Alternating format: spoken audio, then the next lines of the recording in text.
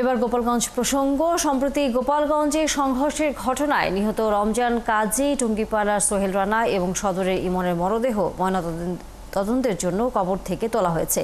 এ বিষয়ে বিস্তারিত জানাতে যুক্ত হচ্ছেন সহকর্মী আজিজুর রহমান রনি। ময়নাতদন্তের প্রক্রিয়া নিয়ে সর্বশেষ কি জানিয়েছে প্রশাসন? তানিয়া, আপনি যেমনটি বলছিলেন, আসলে 16 জুলাই গোপালগঞ্জে এনসিপি পথসভাকে কেন্দ্র করে যে সংঘর্ষের ঘটনায় ইমন, রমজান কাজী এবং সোহেল রানা তাদের মরদেহ উত্তোলন করা হয়েছে। আমি ঠিক এই মুহূর্তে রয়েছি গোপালগঞ্জ পৌর কবরস্থান, গেটপাড়ার যে কবরস্থান রয়েছে, আমি সেই কবরস্থানে এসেছি। এরই মধ্যে কিন্তু আসলে তাদের দুজনের কবর খুঁড়ে মরদেহ উত্তোলন করা হয়েছে। এখানে দুজন নির্বাহী ম্যাজিস্ট্রেট রন্টু পোদ্দার এবং রাসেল মুন্সি উপস্থিতিতে গোপালগঞ্জ সদর থানা পুলিশ তাদের মরদেহ উত্তোলন করে ময়না তদন্তের জন্য কিন্তু এর মধ্যে মর্গের দিকে নিয়ে গেছে।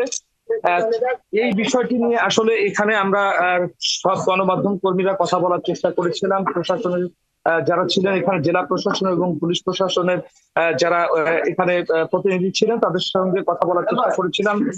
তারা কিন্তু আসলে এখানে গণমাধ্যম কর্মীদের কোনো প্রশ্নের জবাব তারা দেননি, এড়িয়ে গিয়েছেন। তারা বলেছেন যে এই বিষয়ে এখন তারা আসলে কোনো কথা বলতে চান না। সর্বশেষ এখানকার স্বজনদের সাথে যারা স্বজন আসছিল কবর খোলার সময়, তাদের সঙ্গে আমরা কথা বলেছি। তারা জানিয়েছেন যে গতকাল তাদেরকে জানানো হয়েছিল যে তাদের আজ সকালবেলা মূলত এই কবরস্থান থেকে তাদের মরদেহ উত্তোলন করে আসলে ময়না তদন্তের জন্য নেওয়া হবে এবং আদালতের নির্দেশের মাধ্যমেই আসলে এই ময়না তদন্ত, এমনকি কিন্তু স্বজনরা আমাকে জানিয়েছেন। তবে প্রশাসনের পক্ষ থেকে কিন্তু এখন পর্যন্ত তাদের ময়না তদন্ত নিয়ে আসলে আমাদের সাথে কোনো কথা প্রশাসনের পক্ষ থেকে বলা হয়নি। আমরা অনেকবার চেষ্টা করেছিলাম কথা বলার জন্য, বারবার চেষ্টা করেছি। তারা কিন্তু আসলে আমাদেরকে এই পর্যন্ত এই বিষয়ে কোনো তথ্য দেননি।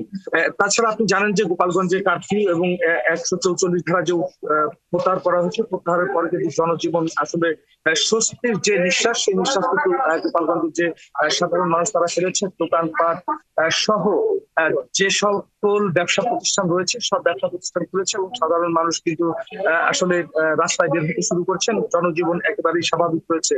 এছাড়া গোপালগঞ্জে যে আপনি জানেন যে 4টি হত্যা মামলা দায়ের হয়েছে, যে হত্যা মামলায় 5,400 আসামি করা হয়েছে।